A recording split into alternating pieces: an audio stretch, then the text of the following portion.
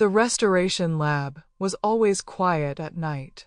Not the peaceful kind of quiet, but the kind that sharpened the mind. Elena more preferred it that way. Under the magnifying lamp, centuries-old parchment glowed softly, its fibers trembling as if breathing. Elena's hands moved with ritual care, cotton gloves, steady wrists, the patience of someone who had learned that history only revealed itself to those who waited. She was a museum conservator, invisible to most visitors. They admired the artifacts, she listened to them. Dust told stories. Ink bled in patterns. Tears in vellum revealed how often something had been handled or removed. That night, as she catalogued a shipment returned from temporary external display, something felt wrong. A Mesopotamian tablet, supposedly loaned to a private foundation, came back lighter. Not physically, historically. Its surface showed microabrasions inconsistent with climate-controlled transport. Then she found it. A receipt. Modern. Thermal paper. Tucked inside an archival sleeve by mistake. Payment, $2.4 million. Sender, private art brokerage, Zurich. Authorization code, R. Hale. Elena's breath slowed. Richard Hale, the museum director. A man beloved by donors, praised in editorials, and photographed beside ancient wonders he pretended to protect. Her pulse didn't spike. It focused. She had spent her career repairing what others damaged. She had never considered taking something back. Until now. Elena didn't confront anyone. She never did. She began watching. Every artifact Richard approved for loan. Every storage room accessed after hours. Every donation gala followed by a suspicious renovation to his private office. She learned the rhythms of the building the way she learned the fibers of linen, by touch, repetition, respect. She photographed nothing directly. Instead, she copied absence, shelf shadows, weight inconsistencies, inventory gaps that only a conservator would notice.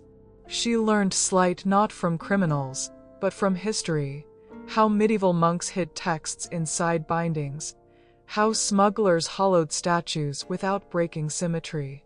At home, Elena built a second catalog, not of objects, but of transactions. The museum wasn't being robbed loudly. It was being bled quietly. Richard Hale wasn't selling artifacts for greed alone. He was funding a second life, a villa in Portugal, discreet medical procedures, and a trust fund registered under a name that wasn't his wife's. Evidence mounted. And still, Elena hesitated. She loved the museum. Destroying its director would fracture it. But silence, she knew, was already a kind of vandalism. Elena planned the heist the way she restored a painting. Remove nothing. Add nothing. Change perception. The museum announced a prestigious upcoming exhibition. Echoes of ownership. Provenance in the modern age. Perfect. On the night before installation, Elena stayed late, approved, expected, invisible. She didn't steal artifacts. She stole proof. Backup servers. Shipping logs hidden behind donor firewalls. Encrypted emails printed and aged artificially to match archival documents. Her sleight was elegant. A swapped ledger. A replicated key impression molded weeks earlier. Security cameras looped using maintenance windows she herself had scheduled months in advance.